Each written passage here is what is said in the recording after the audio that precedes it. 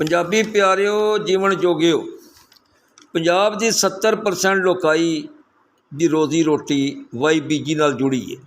ਜੇਕਰ ਕੋਈ ਜ਼ਮੀਨ ਦਾ ਮਾਲਕ ਨਹੀਂ ਤਾਂ ਵੀ ਉਹ ਮਜ਼ਾਰਾ ਹੈ, ਠੇਕੇਦਾਰ ਹੈ, ਨੌਕਰ ਹੈ ਜਾਂ 8ਵੇਂ ਹਿੱਸੇ 'ਤੇ ਕੰਮ ਕਰ ਰਿਹਾ। ਉਹਦੀ ਰੋਜ਼ੀ ਰੋਟੀ ਦਾ ਜ਼ਰੀਆ ਜ਼ਰਾਅਤ ਹੀ ਹੈ। ਪਿਛਲੇ ਸਾਲ ਦੀ ਨਿਸਬਤ ਇਸ ਸਾਲ ਹਰ ਚੀਜ਼ ਦੀ ਕੀਮਤ 3 ਗੁਣਾ ਵੱਧ ਚੁੱਕੀ ਹੈ। ਖਾਦ, ਸਪਰੇ, ਪੈਟਰੋਲ, ਬਿਜਲੀ, ਪਾਣੀ, ਬੀਂ ਦੀਆਂ ਕੀਮਤਾਂ ਵੱਲ ਇੱਕ ਪੰਛੀ ਝਾਤ ਪਾ ਕੇ ਵੇਖ।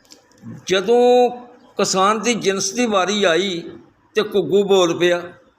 ਪਿਛਲੇ ਸਾਲ ਤੋਂ ਵੀ ਘੱਟ ਰੇਟ 'ਤੇ ਸਾਡੀ ਕਣਕ ਰੁਲ ਰਹੀ ਹੈ।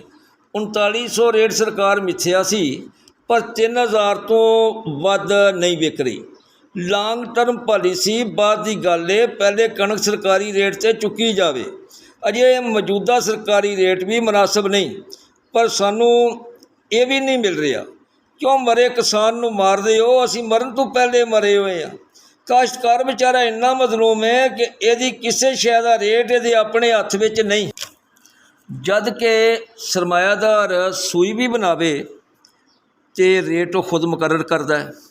ਹੁਣ ਸਾਡੀ ਸੋਨੇ ਵਰਗੀ ਕਣਕ ਰੁਲਦੀ ਪਈ ਹੈ। ਇਹਦਾ ਨਤੀਜਾ ਇਹ ਨਿਕਲਣਾ ਜੇ ਅਗਲੇ ਸਾਲ ਕਿਸਾਨਾਂ ਕਣਕ ਨਹੀਂ ਬੀਜਣੀ ਅਤੇ ਅਸਾਂ ਵਿਦੇਸੀ ਕਣਕ ਲਾਈਨਾਂ 'ਚ ਲੱਗ ਕੇ ਲੈਣੀ ਹੈ, ਬਲਕਿ ਸਾਨੂੰ ਲੈਣੀ ਪੈਣੀ ਹੈ, ਜੋ ਖਾਣ ਯੋਗ ਵੀ ਨਹੀਂ ਹੋਣੀ। ਕੁਝ ਅਰਸਾ ਪਹਿਲੇ ਲਾਹੌਰ ਕਿਸਾਨਾਂ ਦੇ ਇਕੱਠ ਵਿੱਚ ਸਾਡੇ ਮਾਣਯੋਗ ਆਰਮੀ ਚੀਫ ਆਫਤ ਸੈਯਦ ਆਸਮ ਮਨੀਰ ਜੀ ਨੇ ਆਖਿਆ ਸੀ, ਕਿਸਾਨਾਂ ਦੀ ਹੜ੍ਹ ਔਕੜ ਦੂਰ ਕਰਾਂਗੇ।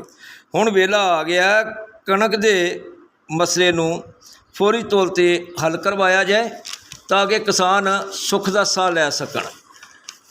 ਕਿਸਾਨ ਦਾ ਪੁੱਤਰ ਹਾਂ, ਖੁਦ ਕਿਸਾਨ ਹਾਂ ਅਤੇ ਕਿਸਾਨਾਂ ਨਾਲ ਹਾਂ। ਜੀਵੇ ਪੰਜਾਬ, ਸਦਾ ਜੀਵੇ।